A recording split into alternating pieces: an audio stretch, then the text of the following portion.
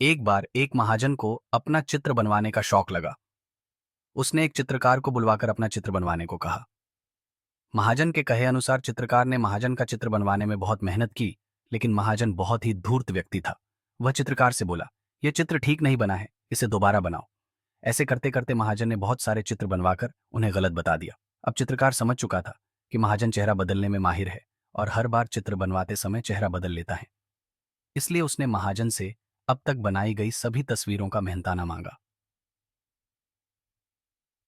धूर्त महाजन बोला, कैसा मेहनताना? तुमने अब तक एक भी सही चित्र नहीं बनाया है। जब तुम सही चित्र बना दोगे तो तुम्हें तुम्हारा मेहनताना मिल जाएगा। महाजन की बात सुनकर चित्रकार निराश होकर अपने घर लौट गया और अपनी पत्नी को महाजन की इस करतूत के बारे में बताया। अपने पति को परेशानी में देख उसने चित्रकार को बादशाह अकबर के दरबार ने न्याय की गुहार लगाने की सलाह दी। पत्नी की बात चित्रकार को समझ आ गई और अगले ही दिन चित्रकार ने सारा हाल बादशाह अकबर के दरबार में जा सुनाया।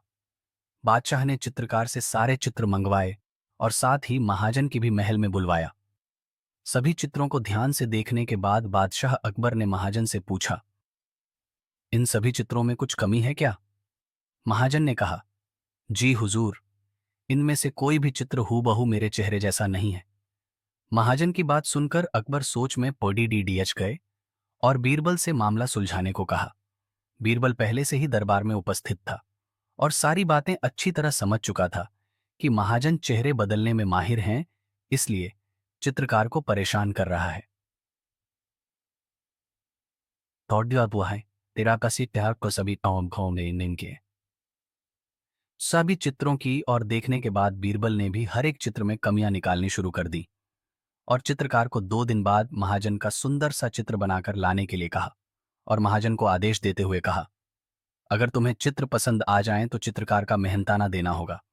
इतना कहकर बीरबल ने दोनों को बाहर भेज दिया। कुछ देर बाद चित्रकार को वापस बुलवाया और उससे 2 दिन बाद बड़ी दधा सा दर्पण लाने को कहा।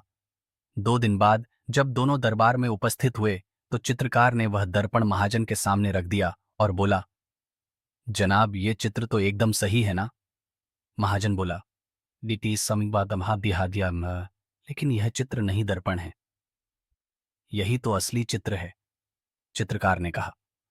फिर बीरबल ने भी अपने स्थान से उठकर कहा, सही तो कह रहा है चित्रकार, यह तुम्हारा ही तो चित्र है। महाजन समझ गया कि अब उसकी दाल नहीं गलने वाली है, इसलिए उसने ना चाहते हुए भी बीरबल की हाँ में हाँ मिलाते हुए चीतकार को उसका मेहनताना दे दिया। चित्रकार ने खुशी खुशी बीरबल का शुक्रिया अदा किया और महल से अपने घर की ओर चला गया।